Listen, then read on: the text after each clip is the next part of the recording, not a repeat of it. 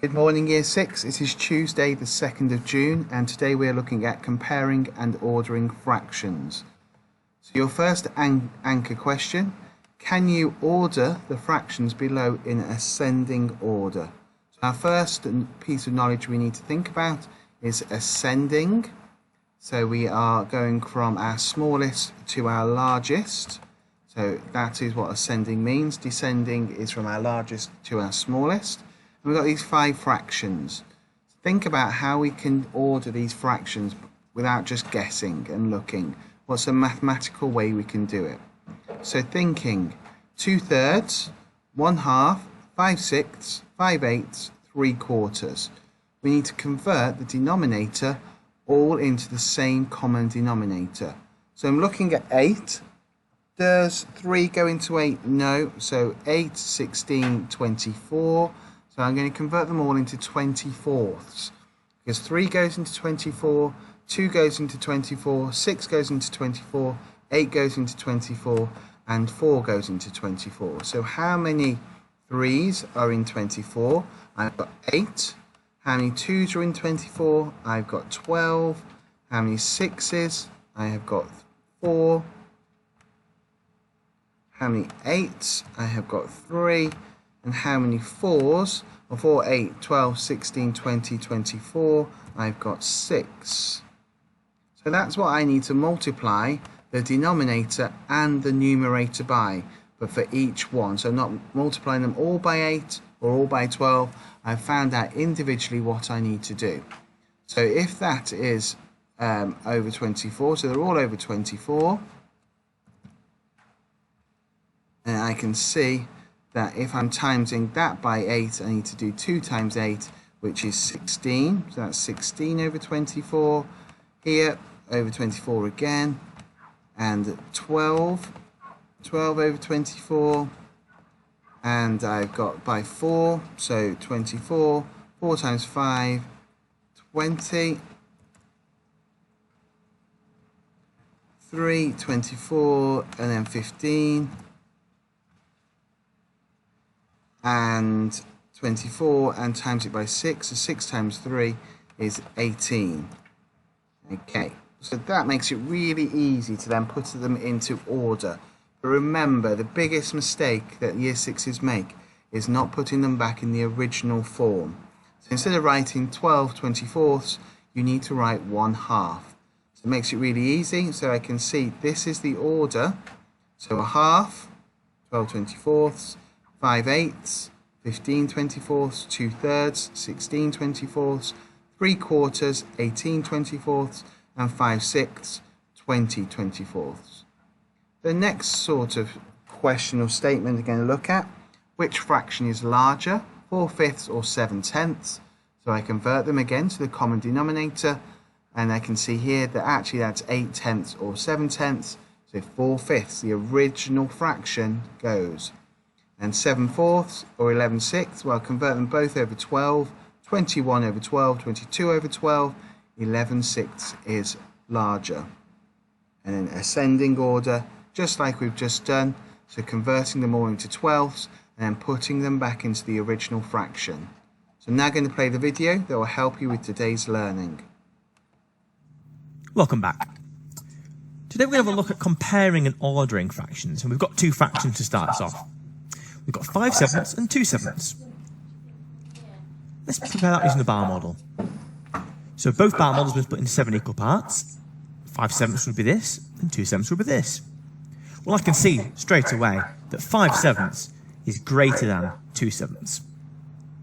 5/7 is greater than 2/7. Okay, some for you to have a go at now. Can you compare these fractions? Let's have a look at the first one. 4/9 is less than 8/9. In fact, it's twice the size. 8/9 is twice the size of 4/9. 5/10 is greater than 4/10 by 1/10. And 2/4 and 5/4, well, here's 2/4. 5/4, well, 4/4 is the whole, so I need another whole in this case, another part to make 5/4. So 5/4 is greater than 2/4. Let's think about that. What's the same, what's different about these fractions we've just compared? What do you notice? Well, I can notice that the denominators, when I'm comparing, have all been the same. So ninths and ninths, tenths and tenths, quarters and quarters. So I've got this sentence then. When the denominators are the same, the blank the numerator, the blank the fraction. When the denominators are the same, the greater the numerator, the greater the fraction. And similarly, when the denominators are the same, the smaller the numerator, the smaller the fraction. But what about when the denominators aren't the same? Can you pause the video? Have a think for yourself about this one.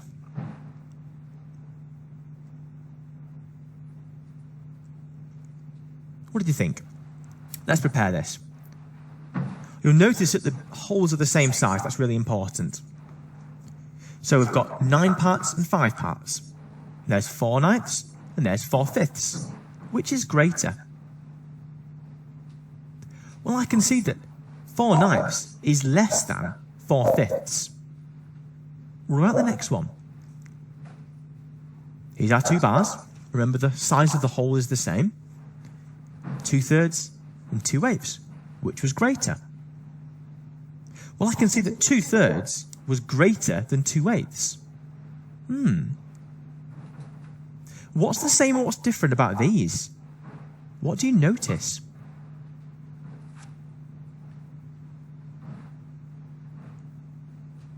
Okay. In this case, the same is that they have the same numerator. The difference is that the denominators are different. When the numerators are the same, the blank of the denominator, the blank the fraction. What do you think would go in there? Well, it could have been, when the numerators are the same, the greater the denominator, the smaller the fraction. Or, when the numerators are the same, the smaller the denominator, the less parts it's been split into, the greater the fraction. Because we can see this, can't we? Because 4 fifths was greater than 4 ninths. What about this one? The numerators aren't the same and the denominators aren't the same. I wonder if a bar model could help us.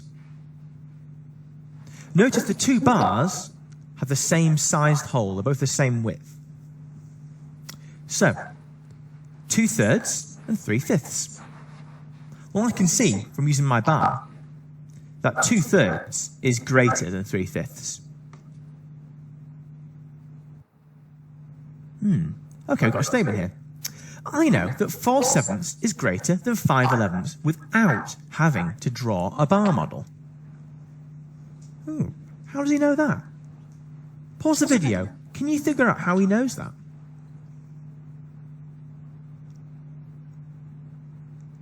Let's have a look then.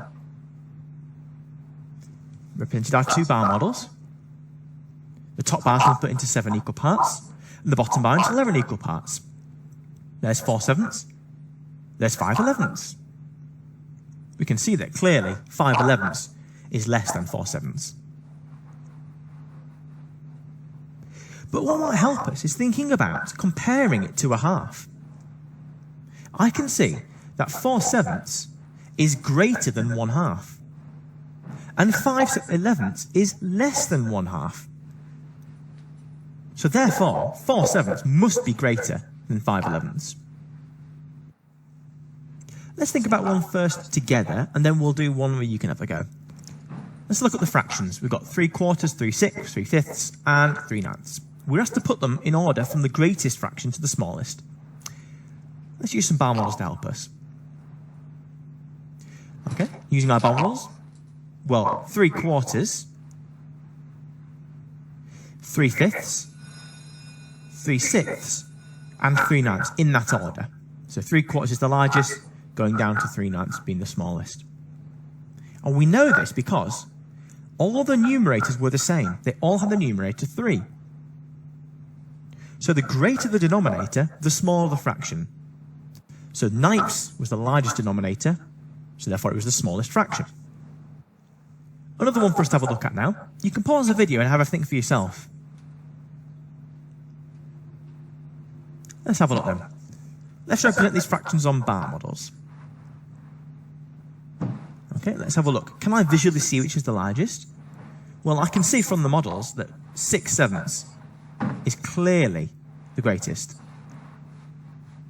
What about next?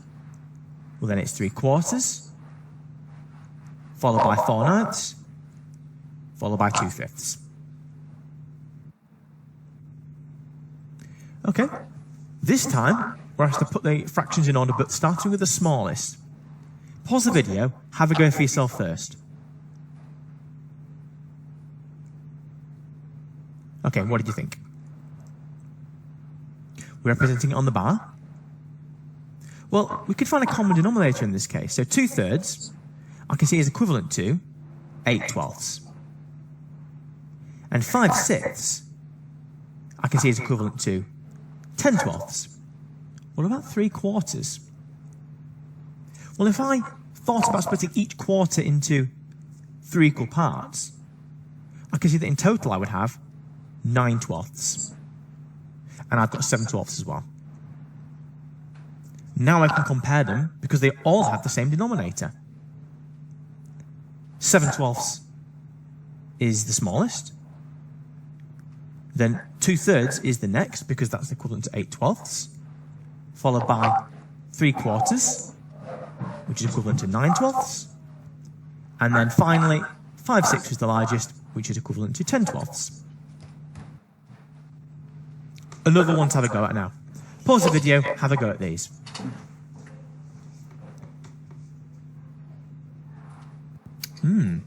This time it's a little bit trickier.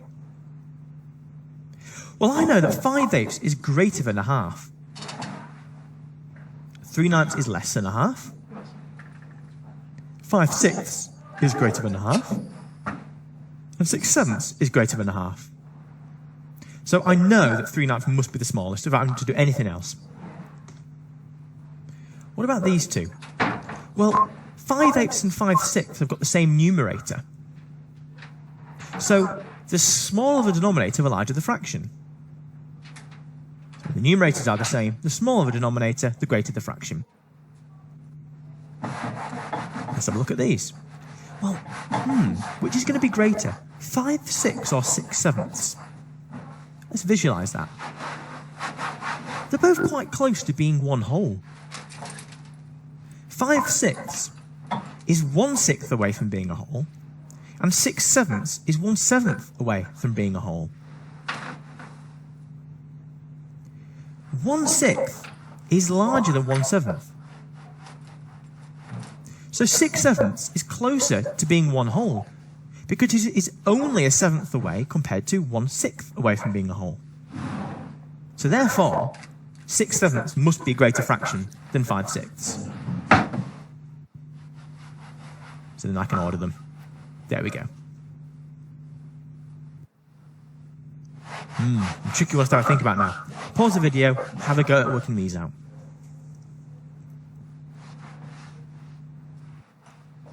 Okay, let's have a look at a number line then. So, 1 and 2/3. Well, 1 and 2/3 is between 1 and 2. So if I divide that section into thirds, I can see that 1 and 2/3 would be here.